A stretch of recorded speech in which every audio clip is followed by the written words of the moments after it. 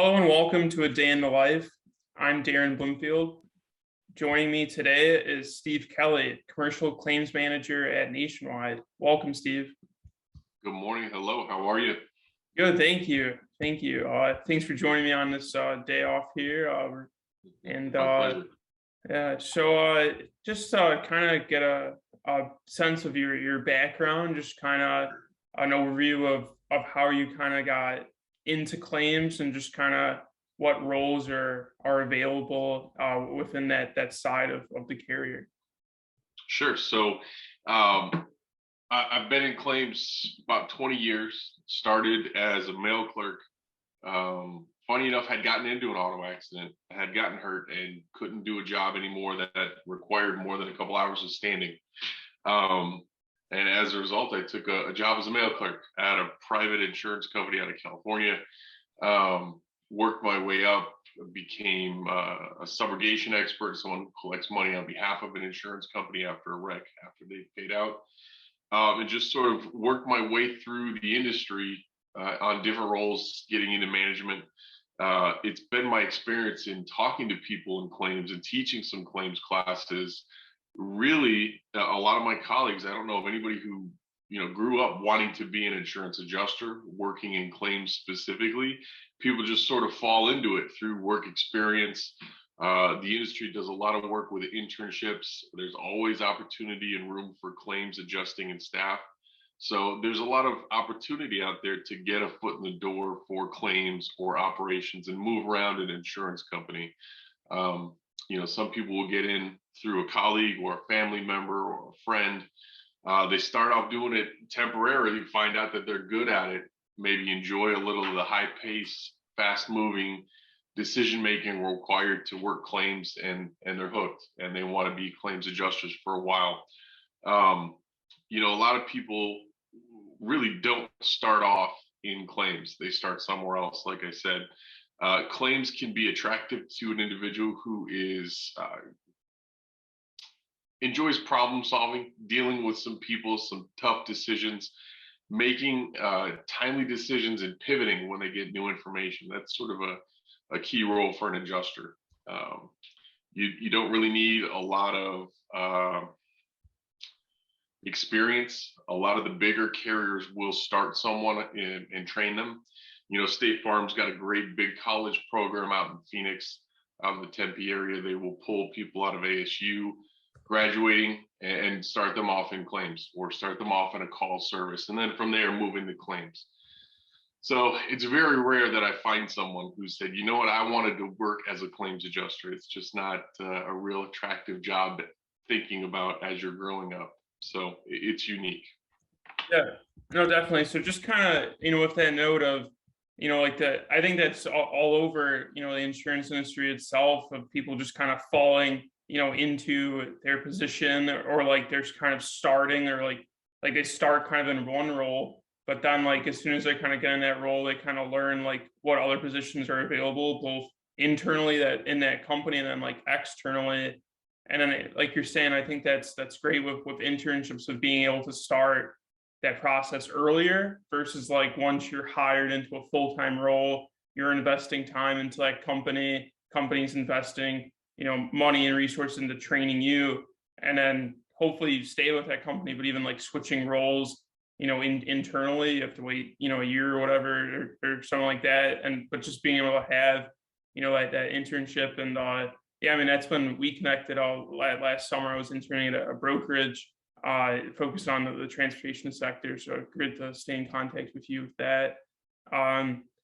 Yeah, just I think, can you go back and kind of talk more about like how can insurance kind of describe better the jobs, or like you're saying, the person that is attracted to claims being someone who's a problem solving background, someone who wants some like individual kind of self-paced autonomy, or being able to work quickly with that. Like how can we as an industry better explain, not like, oh, this is the job, you'll be doing this, but like, this is what your life will look like. You'll be going here, you'll be talking to this person, you'll be waking up at this time, working this long, or like you're going to be in the office this long and driving around, in a car this long, or like, I guess I think that's when it gets kind of lost.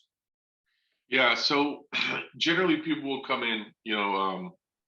In my experience, it would start as it's a 9 to 5 job. Usually, you come in 9 to 5. You're starting early in the morning, depending on where you're coming from, the type of claims you're handling.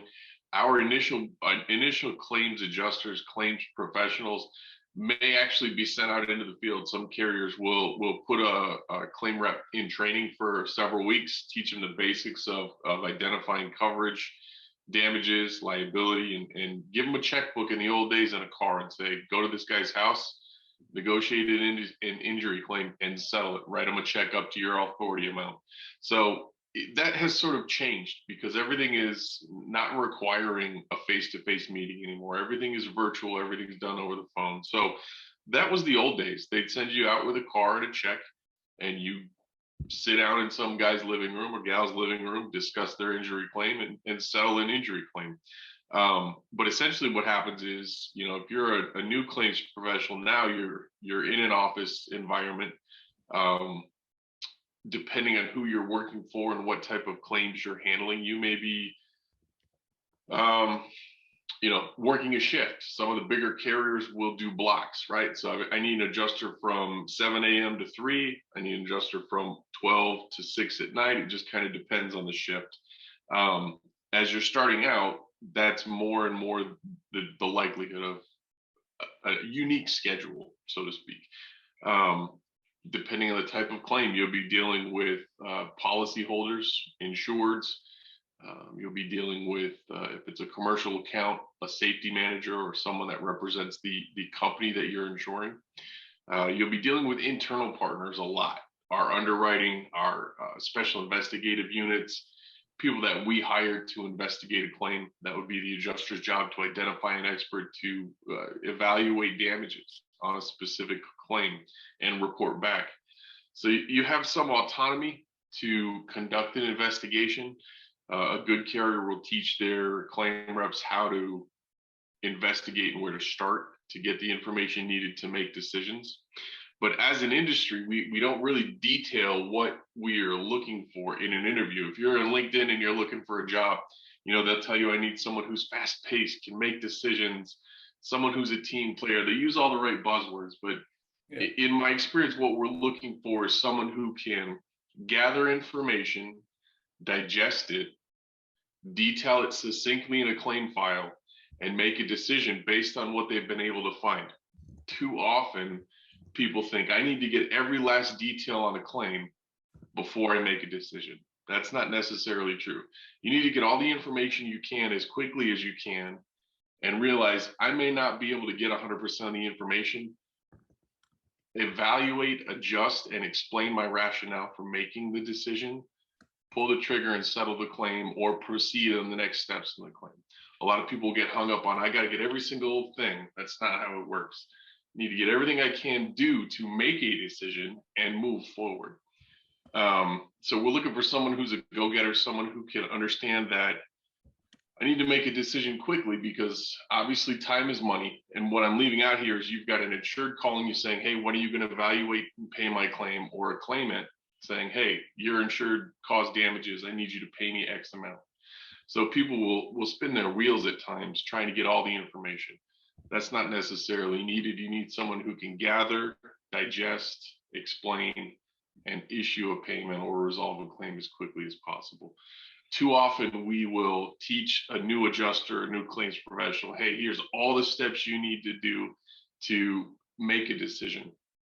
Steps 2, 3, and 4, you may not need depending on the case or the claim, and you need to move forward in adjusting or resolving an exposure. So independent critical thinkers are people that can work on their own.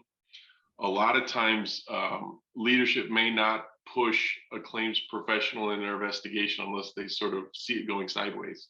So it's someone who can adjust their time as needed, excuse me, has great time management skills, but more importantly, communication and building rapport with the people involved in the claims. Someone who is maybe not necessarily outgoing, but can articulate what they're doing and why they're doing it to someone who has no claims background, no insurance background, and can use layman's terms to rationalize what the insurance company is doing, and more importantly, what that claims professional is doing on behalf of the company and the insured to resolve an exposure. When we send people out, to college recruiting fairs, what we're looking for are people who can really get in front of anybody and have a discussion about why they're doing what they're doing. It's great that you can type very fast. We ask all these similar questions, but none of it really has to do with claims. We're looking for inquisitive people who can follow information, rationalize a discussion, rationalize a decision, and discuss what they're doing. That's really it. Too often we are plagued with people who are indecisive, and a longer a claim goes on, the more expensive it gets. That's just the nature of the business. So that's kind of what we're looking for in candidates. No, definitely. Just kind of, like that phrase, what you're saying, time is money, of the claim being open, and then like, oh, the renewal's coming up, is the claim going to be closed? And if the broker's involved, the underwriters, and then the underwriters don't want to quote because there's an open claim, and then like that pressure of it on you to decide. But then also keep in mind with the insured is the insured is in a bad mood. Like something really bad has happened, they've lost money, they're not necessarily happy to be talking to you. I mean, maybe once you indemnify them, restore them, get them back to where they were, I'm sure they value what you have done for them then. But in the moment when you're interacting with them, they're not exactly happy to be speaking with you. And kind of what you're saying with the skill set of the person who would do well in the role of being able to gather information, digest it, and then kind of leaving that trail of breadcrumbs of this is the best information I had at this time. Even on the underwriting side, you might not have all the information, and if that claim comes in, you're like, why did you quote this? Why did you put this capacity out there? It's this is what I had, here's the file. That I made the best decision I could at the time of what I had. So I think that's some important points to keep in mind. Yeah, I'm asked, I'll do interviews for other leadership roles. I'll interview candidates, and they always ask me that question, or they'll always ask that question: what's the ideal candidate for a leadership role? Well, a claims adjuster is a leader because you're communicating just as much as a manager. You're communicating to your boss. You're communicating externally to a claimant, to an insured, to an agent, to a broker, and more importantly, to our underwriting staff. Hey, this claim came in, it didn't look bad, but I'm going to adjust the reserve $300,000 based on X, Y, and Z. So you're really doing a lot of internal, external communication that goes both up and down the chain of that claims professional's contacts. So if you can't rationalize, like you said, what you're doing and why you're doing it, if it doesn't make sense and people can't understand it, you lose all credibility. It just makes your job harder. Communicating with an insured, same scenario. We should be telling them, hey, this is why we're increasing reserve, or hey, we're accepting liability for this loss because you're going to be sued. This thing's going to drag on for 2 years. It's going to be $500,000. I have a chance to get out for $150,000 today. Even though liability is not 100% clear, my job is to protect the insured. Where a claims professional gets in trouble is when they start putting the interest of the company in front of the insured. In other words, if they fail to protect the insured according to the contract, the policy, that's when you get the insurance company in trouble, the claims professional in trouble. And that's where you see these bad faith lawsuits for an insured who feels they have not been taken care of by their old carrier. And that's where a lot of us get in trouble. To do that, you just communicate plain and simple with the insured. Here's why we're doing what we're doing, and it's all to protect you and get out and mitigate the exposure as best we can. Yeah, definitely. And just kind of on that note of credibility is claims is the product that we're selling, but until the insured has that claim, they might just view it as kind of a piece of paper, but then, price sensitive buyer, like, this was the cheapest. But once that claim happens, and if like the claims handling didn't go well, the insured's gonna keep that in mind, and they're gonna tell the broker like, hey, we don't want to work with that carrier anymore. We don't want to work with that underwriter anymore. Like, we don't want to do business with them anymore. So that's kind of what you're saying of, when is that credibility damaged? And like, I think kind of in this space, like, so I've kind of noticed it's like people have very long-term memories. Like they don't really like forget of like, oh, I think this carrier dropped the ball. Like they don't want to work with them anymore. Yeah, excuse me. And this is cyclical, right? So one year they might want a lower quote and want to pay that lower amount, have a bad experience with a carrier, an underwriter, an adjuster, something left a bad taste in their mouth. They are willing to pay for more, provided that they know the service is good and the reputation is good in the company. So the brokers have a difficult time dealing with some of these insureds based on the past experience they may have had with a different carrier. So, you said we're selling claims, we're really selling service. Claims is just a byproduct. The service that we provide the insureds comes out of those claims. That's really what I'm selling. So when it comes time to renew that quote, I'm working with my brokers, my agents, my underwriters. It's an all team effort. Underwriting is pressing on what they can do for the insured. Claims is pressing on, hey, we took care of these 10 bad claims for you. Your renewal's coming up. You understood what we were doing. We communicated you'd like the service. Unfortunately, your loss ratio is going up, and this is why the quote is what it is, or the market's hardening. But you can rest assured, based on your experience with claims and our service, you know what you're getting versus going to a new carrier you've never experienced that may be cheaper. So that's the service that claims sells. We really are the checkbook, right? We write the check at the end of the day after the underwriter has taken the money for the premium and the policy. We're where that promise is kept, and we're there where the money is spent as a result of the promise we made to protect the insured. Yeah, no, definitely. That does make sense. So kind of, just to shift gears a little bit, over the summer, when I was working in the trucking industry, there was, just like the state of the market then, we were seeing a lot of companies, like the smaller kind of mom and pop, like 1 to 10 kind of power units were like closing down with COVID, or they were kind of canceling like their policies. And then and then we were talking about like telematics with like the dash cams in the cab or kind of like on the road, and just kind of a process of getting like the insureds to kind of adopt that technology and just kind of that process of it. So if you'd like to kind of give an update on that state of the market there. So telematics is literally, it's not just limited to a dash cam, can be limited to some of the safety measures that the manufacturers are putting in the power units now. Volvo has, great collision warning. They've got great collision detection. They've got collision avoidance measures. But really what we want to talk about, I think the easiest way to do this is talk about dash cams, right? So in our industry, the larger power unit insurers, the large fleets, they're all about dash cams for a couple reasons.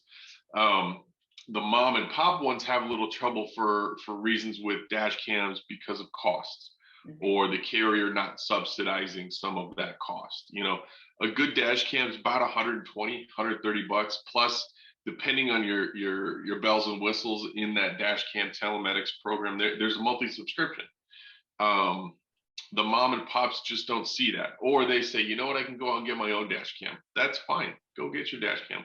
But really about a dash cam, there's a couple schools of thought, right? There's a forward facing and there's a cab facing, or there's both forward facing and cab facing. And I'll go through some of the rationale for it. Obviously, a forward facing dash cam is great. It's going to capture everything with a 180-degree angle, usually in front of a truck. It's great because trucks get cut off left and right. It's a word versus word loss. We can point right to the dash cam and see the Honda Civic just cruise right in front of this guy with no space. That's a great story to tell, right? Otherwise, it would be a word versus word. And in the trucking industry, we are target defendants. We have deep pockets. People want to be hit by a trucking company because of the policy limits. So you will get some frivolous claims, some claims that are just not legit. And the dash cam does a great job of painting a picture to a jury without our driver even talking of what happened in that wreck, where it happened, when it happened, and who was actually moving at the time. So that's a forward facing, it's a cheaper option, sets up the story great for anybody wanting to make a claim. And that's the easiest, simplest way for the mom and pop to get started on telematics. It runs off an SD card. You can get a bigger SD card. We get into some issues with retrieving the data from the dash cam in the event of a claim or a lawsuit. And that just goes hand in fist, right? They've got that camera. They're great. They think they're good, but the dash cam, they will format over the code, or something will not record. There's always an issue. So some of the better ones are like I said, the forward facing and the cab facing. Some of the bigger carriers will get subsidies from the insurance companies for those. The trucking companies really push for a hard press on those for a couple of reasons, right? It's great for accidents and telling stories of what happened. Same Honda Civic cuts off a semi truck. Obviously, it's the Honda Civic. But sometimes we get allegations where the other side, the plaintiff side, will tell us, hey, your driver was eating on the cell phone, wasn't paying attention, was half asleep, with a front-facing dash cam and no cab-facing, meaning you're not catching what's going into the power unit. That's another word versus word. We don't have any way to back that up. The nice ones, the bigger ones that these carriers are using are, again, forward-facing, cab-facing. It catches the driver and what they were doing at the point of impact. Not only that, it'll show the speed sometimes. Hey, he was doing 60 miles an hour in a 65-mile-an-hour zone. That can remove some of our allegations of speed on our driver. The cab-facing will show, hey, he wasn't on the phone. Or if he was on the phone, he was on a hands-free headset. That's fine. But he was fully engaged, 10 and 2 on the wheels, rocking and rolling down the road, didn't do anything wrong. That's a great way for us to tell our story. When that first came out, a lot of drivers were very adamant. I don't want that in my cab. I don't want that dash cam. I don't want anything to do with it. That's you spying on us. That's my boss, my trucking company, keeping tabs on me all the time. Couple schools of thought. We're giving you a $600,000 power unit to drive. Of course, we want to know what you're doing. Makes sense. But more importantly, the big carriers use it as a teaching tool. Hey, you weren't fully engaged when you were driving down the road. Even though you didn't have a wreck, we can see what happened through the life of that trip and establish what you were doing and provide some coaching and some feedback. But really what it started to become prevalent when the drivers really embraced it is in those disputed losses where they would normally be chewed out by their bosses for the lane change scenario or some sort of a wreck. You know, a lot of these big companies will have a 3-strike policy. You get in 3 wrecks, you're gone. Doesn't matter on liability. These dash cams will help these drivers just prove, hey, I was 10 and 2, paying attention. I'm a professional doing what I needed to do. The wreck was not my fault. So the more stories those get out, the more engaging they are for drivers. You know, owners and operators will go buy their own dash cams and they'll give it to us in our small fleet spaces as well for us to see what happened in a wreck. What we're seeing lately is the technology developing now where it's front facing, cab facing, and 45-degree angles coming off the sides of the trucks. So the important piece is the ones that are hard to catch are your lane changes, right? If I've got a forward facing dash cam, it'll tell me who moved, but it won't tell me how or when. The technology has evolved for the side facing cameras now that will show the driver when he initiates that turn signal, it's going to record it and stamp that time to see how he moved and what it was. But more importantly, the side view cameras will show who merged into the truck. We're seeing that more and more, not as much as I'd like, because that technology is phenomenal. That's a great story to get in front of a judge. If a case goes into a lawsuit, we'll show up at a mediation and we'll play that video for the other side to see exactly what we've got. That ends a lot of claims or mitigates a lot of claims.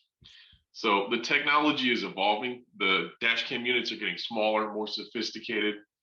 The big ones, Lytx, Samsara, these are all ones that have GPS tracking. They are hands off from the driver. The driver has nothing to do with them. They upload automatically to the cloud. An incident occurs, and the carrier, the trucking carrier, and the insurance carrier gets notification of an incident involving a vehicle, and it's automatically uploaded to the cloud. We can see it and watch it. The technology in that space is still evolving.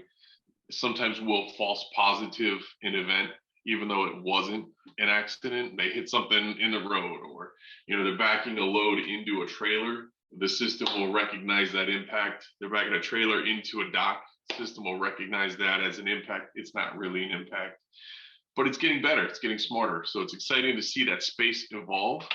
And more importantly, the way the industry is embracing the technology. The insurance companies recognized it a long time ago, offered subsidies to carriers with big units that want to put them in their trucks. Hey, we'll give you $30 a unit. It'll help offset some of the cost, and you keep the units, but you sign with us for 2 years. So we use it as a marketing tool. And again, the big carriers know it's a great coaching tool for guys. If you have a wreck and they see a behavior they don't like, they can see it in the cab facing and discuss it with the driver, provide that guidance. In the old days, you got in a wreck, they just fired you. Now they use that as a coaching tool. So it's a win for the industry. It's a win for the insurance companies, mitigates the risks. Hell, we'll use it to mitigate the damages in a negotiation, in a lawsuit, at mediation. A lot of times people will say, this truck just creamed me, just wiped out my car. Got a dash cam showing a little bump in stop and go traffic. That's not wiping out your car. We'll use it to mitigate the damages in that regard. Show it to the other side. Hey, we've got your guy on video. The front-facing dash cams are great. Sometimes we will have claimants who are catastrophically injured, but what they forget is there's a dash cam rolling the entire time. That same little bump in traffic, they get out of their car and they're yelling and cussing. They're doing cartwheels and backflips on scene. The attorney later that month sends this letter. My client can't work, completely disabled, has never been able to move from the wreck. Here is 5 minutes of your client doing jumping jacks, getting in the driver's face, moving around, clearly limber. I'm going to argue some of your damages and some of the severity you're pushing down my throat for a claim. So it's a great tool, multifaceted across the entire claims operation and the claims process. And I'm excited to see where it goes. Lots of technology. I mean, these companies are employing programmers, video experts.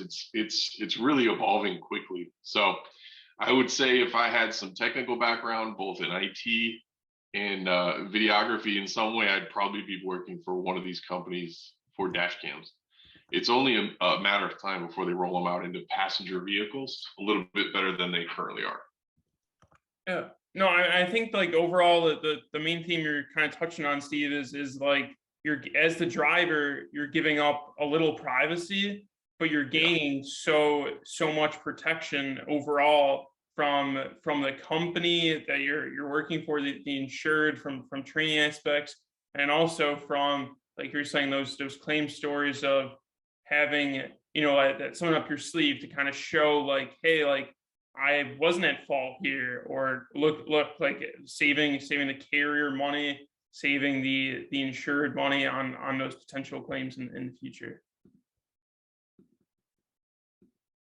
Did you have a couple dash cam videos you were able to show? I've got one I want to show. I'm gonna this is from a Lytx company. I'm going to properly source this. It's a Lytx company. It's showing a time pre-impact. It's showing a latitude, a longitude. This one is not showing an incident, but it is showing a driver behavior that probably should have had some coaching beforehand. More importantly, it's a tough job to be a truck driver. So I just want to put out there that this is not really a critique on a truck driver necessarily, but just an opportunity. I would say that a safety manager, a trucking company, has to discuss some options with a driver. Lytx is one of the bigger companies, and they are great. This is something that a lot of the carriers are using. So I'm just going to go ahead and play this video. and walk through it. This is a guy obviously driving at night. He's got his safety flashers on. That's not a road I would normally take.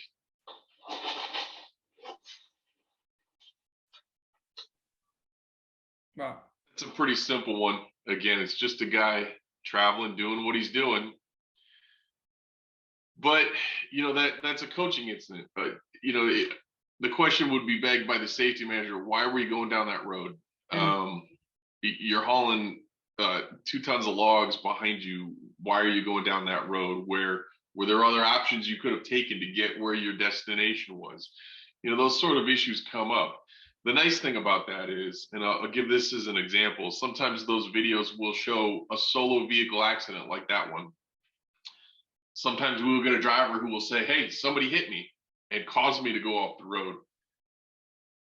That dash cam video will show it's pretty evident you were a solo vehicle. You weren't actually in a wreck. Nobody hit you. You just lost control. So those are some of the things we see. That was a front facing and a dash cam, a cab facing. Catches the audio, catches quite a bit of the back and forth of the driver. Some of the language gets interesting in some of these videos, but essentially, I've got some scary ones. These are the kinds of videos that have caused me to put a dash cam in my own car. Just because you never know what's going to happen in a wreck, and you never know who's going to say you caused something. So I've got one more I'm going to share.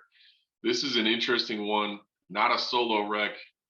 And this one's interesting because it's going to show the speed. It's also going to show the speed limit, which is very sophisticated in the area. They're not setting this. It's actually just based on the GPS position in the dash cam. Let's see. So this is a day cab truck. Look at the driver in the upper right-hand corner. Oh, not sure you can see that. Where'd he go? Did he jump out or did he fall out? Or? It's a good question. Look at his face. He didn't look like he was awake, did he? Yeah, no, not really. It's an interesting one because he's doing 52 and a 55. This guy looks like he's driving while he's asleep, but his eyes are wide open. So with that interesting impact, essentially what happened is the doormat malfunctioned. He should not have been able to leave that vehicle after an impact. His arm was on the door at one point. He didn't actually open the door. The door just popped open and he came tumbling out. So that's interesting for him because he can make an allegation that the vehicle itself was negligent for some of his injuries. Should have never been able to fall out of that truck. That's not possible. A door doesn't operate that way. So there was clearly something wrong with the door. In this instance, the carrier would owe for the front end, the rear end damage to the vehicle he hit. He may be able to make a medical payments claim for his own injuries falling out of the truck. It's negligent free. It's a first party claim.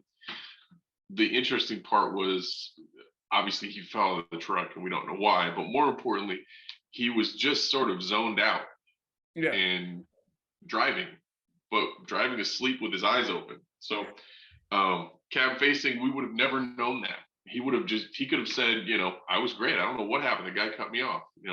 That's sort of the thing. We know early on what we're dealing with the dash cam and the telematics, which is phenomenal because it tells us, all right, is this a case we want to take to litigation, spend $100,000 in attorney's fees, expert fees, and potentially time for the claim professional, 2-3 years? Or can we look at the dash cam, understand that our driver was clearly zoned out, didn't act as he should have? Let's get in, settle that car that he hit, and get out as quickly as possible. So it really just saves the carrier, any insured, time and money, and lets us know what we're dealing with. I'm not going to get that guy on a stand and have him deposed or testify as to what happened that day. Especially with that video footage. I'm going to settle as quickly as possible. So it's Steve, one of the benefits. Yeah, definitely. So just kind of as we wrap up here, just kind of how do you kind of cope with watching like these videos? Some of these are pretty traumatic, as you're saying. Some of them get pretty like really scary, and obviously like watching these, there's negative emotions, or just kind of relating to, the pain and suffering of the, the driver, the accidents? How do you kind of release that energy, or like what kind of advice do you have for people like working in claims or getting into claims kind of? Claims people get burnt out Yeah. very easily. Depending on your level and the severity you're dealing with, these are fun ones. I'll tell you, these are fun ones. When we're dealing with police videos that come in on fatalities and amputations and those sort of issues, I would tell you that we are set up in such a way that I will have a very senior claim rep who will not get more than one of those a week, or maybe two a month, because they are so taxing. So what you focus on is depending on where you are in that claim, right? If I'm just learning, I'm going to take a break. I'm going to step back and go, all right, I need to disassociate myself with the emotional content that's in this video or in this claim. The ones that will mess you up are the kids and the families. The videos, you have to look at them and you have to see them, because if it goes into litigation, you're going to be dealing with it. So we will walk our people through. We have great resources within the company. If they need to talk to somebody after seeing something traumatic like that, it's available to them. It's done at no cost. It's part of the company's program. We will share footage with each other. We will label it so nobody's really surprised. If you're looking at a claim, this is very graphic, and it'll in bold letters tell you it's very graphic, caution when opening. You just sort of prep yourself. At the end of the day, though, your job is to be empathetic to the people you're dealing with a family that may have lost somebody, but understanding that you're there to make decisions, make them quickly, timely, accurately, protect the insured, and resolve the claim. So you just sort of focus on the decision-making process and establishing a value for what that traumatic event is worth. And, people will take breaks in the middle of the day. Hey, I just got through a mediation dealing with someone who lost their father, dealing with someone who lost a child. I got to take an afternoon off. I got to do something. Yeah. And we understand that. That's part of the industry. It goes across the industry, across all claims. Everybody deals with traumatic claims. There's a lot of funny stories about that too, but that's a different conversation. But you deal with it by not dwelling on it and understanding that this happens a lot more than you would think. Otherwise, claims would be very easy. So disassociating yourself, taking a break, taking a step back, and on a leadership front, we will not assign the same individual multiple times with very severe losses very frequently. So we reduce the frequency. It goes to the claim professional and really suggest they take their breaks when they need them, just to clear your head and clear your space and move forward. And we do that because you can't negotiate from an emotional standpoint. The second you're negotiating from an emotional standpoint, they've got a leg up, and you're just gonna spiral down into a place we don't want. That's not beneficial for anybody. So that's how we do it. Yeah, no, definitely that's a great insight. Just kind of the behind the scenes of kind of managing, that obviously the stress involved with the job, and the negative emotions involved of looking at those videos, but then also just being aware of it, talking about it, keeping it kind of front of mind and open, as a curious company. Yeah. All right, Steve. Well, thanks so much for coming on. Really appreciate it. My pleasure. Thank you very much.